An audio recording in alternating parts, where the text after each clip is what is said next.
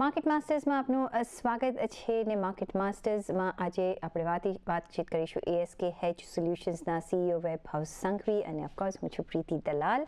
વૈભવભાઈ ઘણું સ્વાગત છે. નવું ફાઇનાન્શિયલ યરમાં આપણે ફર્સ્ટ ટાઈમ મળી રહ્યા છે અને હવે જે રીતના માર્કેટમાં અત્યારના આપણે મૂવમેન્ટ જોઈ રહ્યા છે ખાસી બુલિશ છે અને એમાં જે શાઇન અને રાઇઝ થઈ રહ્યા છે એ છે મેટલ કાઉન્ટર્સ. પછી ભાઈ પ્રેશિયસ મેટલ હોય કે આપણે કોપરમાં પણ જુઓ કેટલી બધી ત્યાંના મૂવમેન્ટ આવી રહી છે. ફર્સ્ટ કઈ રીતના તમે માર્કેટને જોઈ રહ્યા છો? એક પ્રી ઇલેક્શન રેલીનું પણ અત્યારે અહીંયા એક ઇન્ક્લુઝન થઈ ગયું છે. શું આ ઇલેક્શન સુધી રહેશે કે ઇલેક્શન રિઝલ્ટ્સ પછી આનાથી પણ આપણે વધારે રેલીની આશા રાખી શકાય? See, I think માર્કેટે એકચ્યુઅલી તમે જોશો કે માર્ચ એન્ડમાં to a great extent broader માર્કેટમાં સારું એવું કરેક્શન થયું હતું.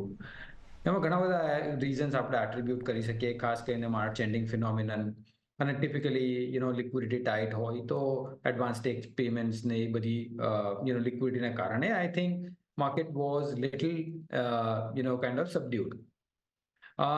જ્યારે એપ્રિલમાં આવ્યા ઓવરઓલ ઓપ્ટિમિઝમ જ્યારે ઇકોનોમી પર પ્રીટી સ્ટ્રોંગ છે, કન્ટિન્યુડ છે.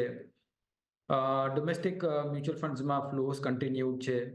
From a global perspective again બધું સ્ટડી છે. તો I think we saw a pretty sharp recovery as well on the broader market. Now જ્યાં આપણે હમણાં છીએ અમને લાગે છે કે ફ્યુ થિંગ્સ આપણે જરા ધ્યાનમાં રાખવી જોઈએ. ફર્સ્ટ ઓફ ઓલ આ થર્સડેના યુએસના ઇન્ફ્લેશન નંબર્સ છે. આઈ થિંક ઇન્ફ્લેશન નંબર્સ પર ખાસું એવું ધ્યાન રાખવું જોઈએ અને એની number which is away from expectations either નીચે કે ઉપર આઈ થિંક માર્કેટનું કમેન્સ્યુરેટ રિએક્શન તમે જોઈ શકશો. સાથોસાથ આઈ થિંક ફ્રાઇડેથી આપણે રિઝલ્ટ સિઝનનું શરૂઆત પણ કરશું. એટલે લાગે છે કે ઓન એન ઓવરઓલ બેઝિસ આ અઠવાડિયુંનું during the end of this week we will be I would say looking at a particular level from a nifty perspective અને ત્યાંથી શાર્પ મુવમેન્ટની આશા રાખી શકશું આપણે. એબ્સોલ્યુટલી. પણ જે બીજો જે એક ફેક્ટર છે અને first I start with maybe metals, કારણ કે એ મારા માઇન્ડમાં રમી રહ્યું છે.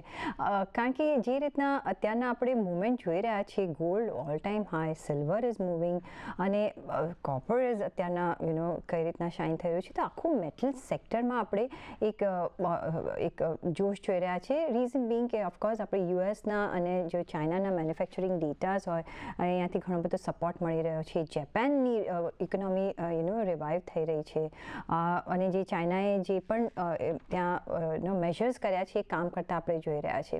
બીજી બાજુ રિયલ એસ્ટેટ માર્કેટ ત્યાં જોઈએ તો ત્યાં પણ અત્યારનો જે પીરિયડ ગણાતો હોય છે એ ઘણો પોઝિટિવ ગણાતો હોય છે, કારણ કે ત્યાં પણ આપણે માંગ વધતી દેખાઈ રહી છે એટલે જ મેટલ્સની. કઈ રીતના તમે જોઈ રહ્યા છો આ જે સાયકલ છે એ? આઈ થિંક આખા ગ્લોબલી આપણે એક સિનારીઓ જોઈ રહ્યા છીએ. તમે અહીંયા શું સિનારીઓ રાખીને આગળ વધી રહ્યા છો?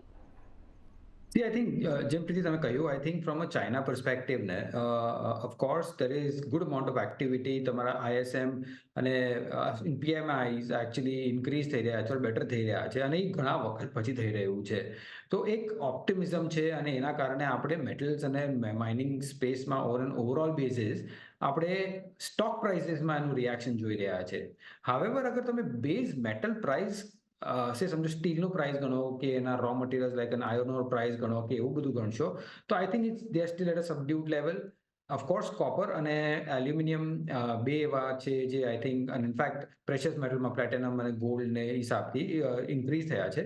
But it's not only that reflection કે ઇકોનોમીની એક્ટિવિટી બહુ સારી થઈ રહી છે ને એના કારણે થઈ રહ્યું છે. અગર એવું રીઝન હોય તો આઈ થિંક સ્ટીલ પ્રાઇસીસ પણ સારા એવા ઉપર થવા જોઈએ.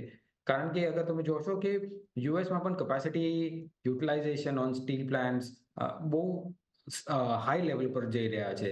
સો on an overall basis from a global perspective જ્યારે આપણે ઇકોનોમિક પીએમઆઈઝ જોઈ રહ્યા છે, of course there is an improvement અને જ્યારે એક્સપેક્ટેશન એ હતું કે વ્યાજ દરો આટલા ઉપર હશે તો એના લીધે ડિટિરિયોરેશન થવું જોઈએ which is not kind of happening. So all in all a soft લેન્ડિંગની થિયરી બરકરાર છે. અને એના કારણે વન મોર એક રિપકશન એ થઈ શકે છે કે જે ફેડ રેટ્સમાં જે બધા એક્સપેક્ટેશન કરી રહ્યા હતા કે 5 ફેડ કટ 6 ફેડ કટ જ્યારે આપણે એન્ટર થયા 2024માં ત્યારે એના અગેન્સ્ટ તમને લાગે છે કે if the inflation number remain strong તો પ્રોબેબલી કે એક કે બે જ રેટ કટ થઈ શકે છે ફ્રોમ અ ફેડ પર્સપેક્ટિવ.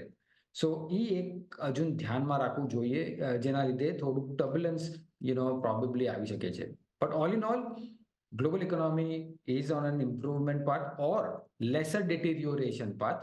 એના લીધે સારું એવું ઓપ્ટિમિઝમ છે અને ટેક્ટિકલી મેટલ અને માઇનિંગના ટ્રેડ્સ ચાલી રહ્યા છે. એફઆઈઆઈઝનું જે પાર્ટિસિપેશન છે આપણા માર્કેટમાં હવે મે બી આપણે એમ હતું કે અને મે બી એ પોસિબલ પણ છે અત્યારના આપણે અવર જવર એમની જોઈ રહ્યા છે એમ કહી શકાય અને they will wait till the election results are out but ઘણું બધું પોઝિટિવનેસ અહીંયાથી આપણે જોઈ રહ્યા છે. શું લાગે છે કે આ જે ઇન્ફ્લો છે તમે કઈ રીતના જોઈ રહ્યા છો? શું આગળ જતાં વધી શકે છે અને એક આપણા માર્કેટ્સને કઈ રીતે હેલ્પ કરશે? અગર આપણે ટેક્ટિકલ ફ્લોની વાત કરીએ કે મીડિયમ ટર્મ ફ્લોની વાત કરીએ તો માય સેન્સ ઇઝ કે જે પણ ગ્લોબલ ઇન્વેસ્ટર્સ છે આઈ થિંક થોડા મહિનાઓ વેઇટ કરશે પ્યોરલી બીકોઝ એક first of all not that there would be any major surprise in the election result but એના પછી બજેટ પણ રહેશે અને બજેટમાં પણ કયા કયા સ્ટેપ્સ લેવાશે એ આઈ થિંક ક્લોઝલી મોનિટર થશે. સો મારા હિસાબથી આઈ થિંક જે મોટા ફ્લોની વાત કરીએ I think post budget is something where we should like to see. Having said that અગર એલોકેશનના હિસાબથી જોઈશું તો India steel either kind of marginal underweight છે ઓર પ્રોબેબલી માર્જિનલ ઓવરવેટ છે ઇન ડિફરન્ટ પોર્ટફોલિયોઝ. અગર ઇમર્જિંગ માર્કેટ બાસ્કેટમાં ગણીએ તો માર્જિનલ ઓવરવેટ છે પણ ગ્લોબલ પોર્ટફોલિયોઝમાં ગણીએ તો થોડી માર્જિનલ અંડરવેટ છે. સો નોટ દેટ કે આપણું એલોકેશન હ્યુજલી ડિફરન્ટ છે. બટ હેવિંગ સેડ દેટ હું આ ઘણી વખતથી કહી રહ્યો છું કે એફપીઆઈનું ownership from an India market perspective અગર જોશો તો આપણે ઓલમોસ્ટ ડિકેડલ લો છે ફ્રોમ ધેર એલોકેશન. સો અને ઇન એન્વાયરમેન્ટ જે આપણું વેઇટેજ ઇમર્જિંગ માર્કેટ બાસ્કેટમાં 18% થઈ ગયું almost as compared to 8% 4 years ago. Any flow which comes into an emerging market, I think we should be hugely benefited because of that. So triggers છે positive FI ફ્લોના but from a medium અને tactical perspective I think થોડુંક 2 કે 3 મહિના થોડુંક ડલ રહી શકે છે but otherwise from a medium to long term perspective FPI flow should definitely flow in a much higher and aggressive way. Just a question, I don't know, પણ જે રીતના ચાઇના હવે જે રિવાઇવલ મોડ પર જઈ રહ્યું છે અને અત્યારના આપણે ઇમર્જિંગ માર્કેટમાં ઓફકોર્સ આપણે જે ઇન્ડિયાની છે એ સ્ટ્રોંગેસ્ટ ઇકોનોમી છે બટ ડુ યુ થિંક કે India needs to be worried about little bit કે કેચ અપ શું કરી શકે છે કે it's a far away horizon? See, I think shorter term માં જે worry છે probably it's more again more of a tactical worry where જ્યારે optimism ચાઇના તરફથી વધી રહ્યું છે તો from a temporary allocation perspective તમે ચાઇનામાં incremental flow જોઈ શકો છો as compared to India. So A tactical અને very short term perspective છે in terms of the flow. Secondly એક મોટું reason એક બીજું ધ્યાન રાખવું જોઈએ કે અગર તમે બેક જશો સપ્ટેમ્બર 2021માં જ્યારે ફેડે રિવર્સ કર્યું in terms of their interest rate Outlook ત્યારે આપણે જોયું એના પછી એક વર્ષમાં સારો એવો ખાસો આઉટફ્લો થયો છે ઇન્ડિયન માર્કેટ્સમાં. નાવ ટિપિકલી વી સી કે જ્યારે ઇન્ટરેસ્ટ રેટ્સ નીચે આવે છે ફ્રોમ અ ગ્લોબલ પર્સપેક્ટિવ તો રિસ્કિયર એસેટ્સમાં પૈસા જાય including emerging markets. At this point in time જે એક્સપેક્ટેશન હતું ઇન્ટરેસ્ટ રેટ્સ નીચે આવવાનું ફ્રોમ અ ફેડ પર્સપેક્ટિવ એ નથી થઈ રહ્યું. સો પ્રોબેબલી જે ફ્લો જે હ્યુજલી પોઝિટિવ એક્સપેક્ટેડ હતો પ્રોબેબલી એ થોડોક ટેપર ઓફ થઈ શકે છે. So that is one risk factor from a global perspective અને temporary China reallocation is the other one as well. So આ બે ટેમ્પરરી રીઝન્સ આપણે અગર બહાર રાખીએ તો we should be comfortable. So going forward હવે કઈ રીતના તમે નિવેશ કરી રહ્યા છો? શું અત્યારના જે પ્રી ઇલેક્શન રેલી સો કોલ્ડ આપણે જે જોઈ રહ્યા છે, શું કોઈ એડવાન્ટેજ આપણે લેવો જોઈએ? જે લોંગ ટર્મ ઇન્વેસ્ટર્સ છે એને એનું ધ્યાનમાં રાખવું જોઈએ કે નહીં? કારણ કે વેલ્યુએશન આર ઓલ્સો એટ ઘણા બધા હાઈ થઈ રહ્યા છે. તો કયા એરિયાઝ તમને પસંદ છે અત્યારના રોકાણ માટે? આઈ થિંક જેમ તમે કહ્યું, I think ahead of election or ahead of any big events, as a principal or as a risk student, અમે જનરલી જ્યારે પણ આવી ઇવેન્ટમાં જઈએ ત્યારે વેરી લાઇટ જઈએ in terms of the portfolio positioning, purely because અમે વેરી રિસ્ક કોન્શિયસ છે in that in from our portfolio perspective. પણ જ્યારે આપણે વાત કરીએ કે લોંગર ટર્મ ઇન્વેસ્ટર જે 3 વર્ષ 5 વર્ષ જોઈ રહ્યા છે, તો ઓફકોર્સ આઈ થિંક એ લોકોનું 1 મહિના કે 2 મહિના કે probably shorter term movement is not going to matter much. જે ટ્રેડર્સ છે, shorter term to medium term traders છે, I think it's a considerable risk event, so probably try to be protected for unknown risk which may kind of come about. So અમારું Outlook એ હશે કે sorter term to medium ટર્મમાં pretty risk tight mechanicsમાં અમે portfolio adopt કરશું, whereas longer term investors માટે I don't see any problem in that sense. સો કયા sectors તમને પસંદ પડશે વૈભવભાઈ? From a sectoral perspective અગર આપણે જોઈશું તો અમારું કન્ટિન્યુડ એમ્ફેસિસ છે anything to do with structural reforms from government side, જે આપણે પીએલઆઈમાં જોયું, મેક ઇન ઇન્ડિયામાં જોયું. So the whole industrial space, capital good space ઘણું સારું લાગે છે અમને from a longer term perspective. સાથોસાથ financial services as a sector અમને સારું લાગે છે. લાસ્ટલી રિન્યુએબલ્સ એક મલ્ટી ડેકેડ ઓપોર્ચ્યુનિટી હું ઘણા વખતથી કહી રહ્યો છું. અને લાસ્ટલી કે અગર સમજો મોન્સૂન ઠીક આવવાનું છે અને એક્સપેક્ટેશન છે કે એ સારું રહેશે, તો રૂરલ ફોકસ સેક્ટર્સમાં થોડુંક ઇન્ટરેસ્ટ પાછું આવી શકે છે ફ્રોમ અ લોંગ પર્સપેક્ટિવ. અમે જે એવોઇડ કરશું from a sectoral perspective is anti consensus view છે થોડુંક, but probably private banks or banks on an overall basis અમે થોડાક ન્યુટ્રલ છે as compare to everybody being bullish. So એ થોડુંક હમણાં અમે ટેક્ટિકલી કાઇન્ડ ઓફ અવોઇડ કરશું. At the same time consumers અને consumers discretionary staples at least for a very short period of time અમે અવોઇડ કરશું. સો તમે કહ્યું કે ફાઇનાન્શિયલ સેક્ટરમાં પણ પ્રાઇવેટ અને પબ્લિક બેંક નહીં પણ other financial sector. So do you mean to say કે housing finance company, NBFCs, micro finance, small banks, કયા એરિયાઝમાં તમે નિવેશ કરશો હમણાં? સી, ફાઇનાન્શિયલ સર્વિસમાં જો અમે કહીએ તો I think it is more from capital market related companies, Right. insurance companies, કે પછી AMC companies. These are all financial service providers અને એ સેગમેન્ટ અમને લાગે છે કે સારું એવું from a longer term perspective also attractive લાગે છે. વેરેઝ જ્યારે બેંકની વાત કરીએ, I think when we say about banks Bing neutral is basically because આપણે એવા સિચ્યુએશનમાં ઊભા છે જ્યાં best of the interest margins, best of the asset quality and the best of credit growth already is behind us. Okay, so incrementally તમે જે numbers જોશો એ probably marginally weak kind of આવશે from a growth perspective or from an asset quality perspective or spreads perspective. So અમને લાગે છે કે earnings જે very high expected છે, probably there is a room for marginal cut in earnings, and that is why we are preferring financial services at this point in time as compared to the banking. તમે આઈટીને ક્યાં રાખશો? શું આપણે એક without expectation result સિઝનમાં જઈ રહ્યા છે? Do we see little bit surprise the way we saw in third quarter of the results? અને કઈ રીતના તમે અહીંયા બાયફિકેટ કરી રહ્યા છો કે આર યુ કમ્પ્લીટલી અવોઇડિંગ? અને if yes or if no, large caps કે તમને બ્રોડર માર્કેટ્સમાં પણ કંપનીઝ ગમશે? See, I think from a valuation perspective અગર તમે જોશો તો લાર્જ કેપમાં ડેફિનેટલી મોર કમ્ફર્ટ છે. પણ જ્યારે અર્નિંગ્સની વાત કરીએ આપણે તો લાસ્ટ 2 ક્વાર્ટર્સમાં જે અર્નિંગ્સનું સરપ્રાઇઝ આવ્યું છે એનું મેઇન કારણ એ છે કે margins have been much better, on an overall basis. right now whether because of the raw material prices જે ઘણું ફેવરમાં આવ્યું છે.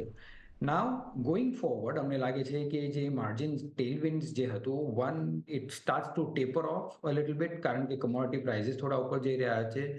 અને બીજું કે જે માર્જિન્સ બેટર થવાના લીધે જે પ્રોફિટેબિલિટી આવી છે I think they would be reinvesting to grab more market share. So possibly છે કે રેવન્યુ પર ફોકસ વધારે રહેશે. એના લીધે અગર માર્કેટ માર્જિન્સમાં થોડીક પ્રેશર આવ્યું એના લીધે અમને લાગે છે કે અર્નિંગ્સ આઈ થિંક સબડ્યુડ રહેશે. એવું નથી કે મોટો ક્રેશ આવશે કે મોટું આઉટ પરફોર્મ કરશે. I think which is broadly would be in line in terms of the earnings. Let's see how the number comes out and then probably further analysis will warrant કે શું કરવું જોઈએ પછી. Pharma as a sector શું તમને અત્યારના પસંદ પડી રહ્યું છે? Because we are seeing all around deals happening, consolidation happening.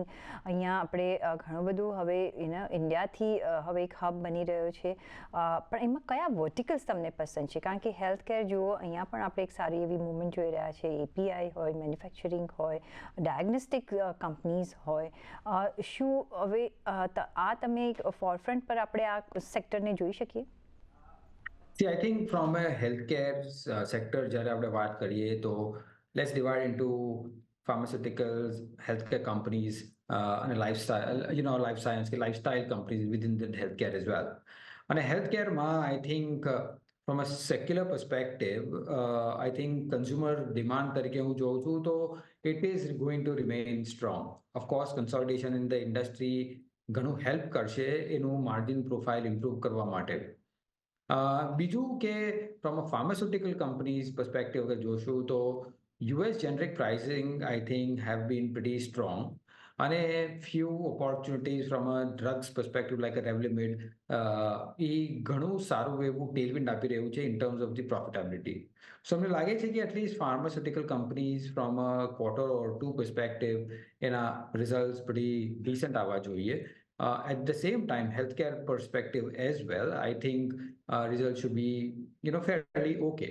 Lastly, only one risk factor which we can probably see from a healthcare sector is basically recently તમારું observations આવ્યા છે from a Supreme Court perspective, and I think there is some policy to be made from an healthcare industry perspective, which I think બધાએ થોડું ધ્યાનથી નજરમાં રાખવું જોઈએ. As a potential risk factor which may be, in this space. વૈભવભાઈ, જે રીતના મોન્સૂનનું forecast આવી રહ્યું છે, મે બી આપણે આ વખતે એક નોર્મલ મોન્સૂન્સ જોઈશું. પછી સ્કાયમેટ અને IMD બંને અત્યાર સુધી તો એ જ ફોરકાસ્ટ આપ્યું છે. તમે કહ્યું કે જો વરસાદ જો નોર્મલ હોય તો તમે રૂરલ પર એક થોડું ફોકસ આપશો કે જ્યાં એક આપણને સ્લોડાઉન જોયું હતું. અહીંયા તમને કયા એવા એરિયાઝ ગમશે? કારણ કે હવે રૂરલ ઇકોનોમી જોઈએ અને અત્યારના જે રિપોર્ટ્સ આપણે જોઈએ તો they are spending less on food અને they are buying all mobiles and everything. તો ત્યાં લિક્વિડિટી તો મે બી પૈસા જ છે, પણ દે આર સ્પેન્ડિંગ. નેચર ત્યાં પણ ચેન્જ થઈ રહ્યો છે. અર્બન એરિયાઝમાં તો ઓલરેડી ચેન્જ થઈ જ ચૂક્યો છે, આપણે જોયું છે. તો કયા એવા એરિયાઝ પર તમે ફોકસ કરશો? અને just to add on this point, I know કે મોબાઈલ્સ અને હવે એક નેસેસિટી થઈ રહી છે, જે રીતના યુપીઆઈ વધી રહ્યું છે ને તમે એક્સેસ પેમેન્ટ્સ કરી શકો છો, તો ઓફકોર્સ ત્યાં પણ આપણે જોઈ રહ્યા છીએ કે ડિજિટાઇઝેશનની એક અસર આપણને જોવા મળશે. પણ તમે કયા એરિયાઝ પર ફોકસ કરશો? See, I think Vinit, you've kind of got the nail on the head from a consumer pattern perspective. કારણ કે આપણે જોઈ રહ્યા છે કે overall consumer expenditure, I think it is shifting from, general consumer staples driven demand to experiences driven demand. અને જ્યારે એક્સપિરિયન્સીસની વાત કરીએ તો I think travel and tourism, અને એ ટ્રાવેલ એન્ડ ટુરિઝમમાં પણ લીઝર ટુરિઝમ અને સ્પિરિચ્યુઅલ ટુરિઝમમાં સારો એવો ફોકસ છે અને સારો એવો પુશ થઈ રહ્યો છે. નાઉ ઓવરઓલ બેઝિસ પર અગર જોશો ફ્રોમ અ રૂરલ પર્સપેક્ટિવ તો આ ટ્રેન્ડ ત્યાં પણ છે. અને જેમ જેમ અગર સિચ્યુએશન ઇમ્પ્રૂવ અગર થાય છે purely because of the monsoons and the crops kind of getting well sowed, તો અમને લાગે છે કે જે મની ફ્લો ત્યાં થશે એના લીધે સ્ટેપલ્સમાં પણ ઇન્ક્રીમેન્ટલ ડિમાન્ડ આવવી જોઈએ. હવે જ્યારે એને આપણે કન્ઝ્યુમર સ્ટેપલ્સના પરફોર્મન્સ સાથે આંકલન કરીએ તો I think in the last 2 quarters consumer staples on overall sector basis I think have underperform the market massively. So એક ઓપોર્ચ્યુનિટી થઈ શકે છે, મોન્સૂન્સ ઠીક બેસે છે તો એક probably medium term trade perspective કે those sectors can come up apart from the other tractors as a sector also. So આ બધા સેક્ટર્સ તમે જોઈ શકો છો should the monsoons be okay. The other thing જે બીજું પાસું છે આનું વૈભવભાઈ, અને which is making me think કે અને લિટલ વરીઝમ લાગે છે એ છે સેવિંગ્સ અત્યારના થોડા ઘટી રહ્યા છે માર્કેટમાં. ઓફકોર્સ અત્યારના લિક્વિડિટી છે કારણ કે હવે પીપલ આર મોર તમે જેમ કહ્યું કે એક્સપિરિયન્સીસ પર દે વોન્ટ ટુ સ્પેન્ડ. અત્યારના મે બી ઇન્વેસ્ટમેન્ટ પોઈન્ટ ઓફ વ્યૂ કદાચ આપણે સેવિંગ્સ ઓછું હશે, ઇન્વેસ્ટમેન્ટ થતા હશે, પણ તમને લાગે છે કે થોડું જો વખત જાય છે અને હજી વધારે પરચેઝિંગ પાવર જો હાથમાં આવે છે તો ઇકોનોમી માટે તો ઇઝ ગુડ, બટ સેવિંગ પર સે તમે કોઈ સેટબેક જોઈ રહ્યા છો? સી આઈ થિંક પ્રીતિ આપણે આ સેવિંગ્સ એક ક્વેશ્ચન છે ને આપણે 2-3 એંગલથી જોવું પડશે. અને ફર્સ્ટ ઓફ ઓલ કે અત્યાર સુધી from an India perspective social security અગર આપણે પૂછીએ ને તો virtually till recently I think there wasn't much of social security. Now એવો ટાઈમ છે જ્યાં તમારે ઘરની સુવિધા કે ઇન્સ્યોરન્સની સુવિધા આઈ થિંક એ પ્રોવાઇડેડ છે. તો એક તરફ આપણને એટલી સર્ટન્ટી છે ફ્રોમ અ સોશિયલ સિક્યોરિટી પર્સપેક્ટિવથી કે આપણે ઇન્ક્રીમેન્ટલ સેવિંગ્સ અગર ઓછું કરશું તો પણ પ્રોબ્લેમ નહીં આવી શકે, એક એ છે. સેકન્ડ બીજું જોવું પડશે કે બિકોઝ એઝ આઈ મેન્શન કે એસ્પિરેશનલ લેવલ્સ બધાના ઇન્ક્રીઝ થઈ રહ્યા છે, તો ડેફિનેટલી જે એક્સપિરિયન્સ તરફ સ્પેન્ડિંગ છે જે આપણે ઇન ધ સોશિયલ મીડિયા જરા આ બધું જોઈ રહ્યા હોય તો એક constructive or probably secular trend on a longer term basis પણ તમે જોઈ શકશો કે સ્પેન્ડિંગ એ તરફ જઈ શકે છે.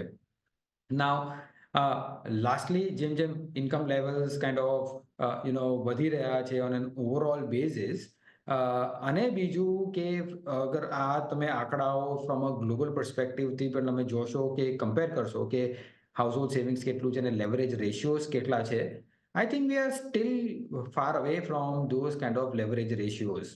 So yes, they have changed, but I don't think that it is going to be of a big problem when we see housing savings in kind of isolation in that perspective. Other hand I think loans people are taking loan offtake પણ વધી ગયો છે જે રીતના હવે easily available છે, એટલે that those all aspects આપણે જો ભેગા કરીએ તો એ થોડું આપણે એક ડિબેટેબલ એક સિનારીઓ બની શકે છે, પણ maybe I have to keep it for the next time. પણ વૈભવભાઈ આજના માટે ઘણો આભાર તમારો અમારી સાથે જોડાવા બદલ અને આપના વેલ્યુબલ વ્યૂઝ અમારી સાથે શેર કરવા બદલ. અને સાથે જ મને આપશો રજા, પણ જોડાયેલા રહેજો CNBC ગુજરાત સાથે. નમસ્કાર.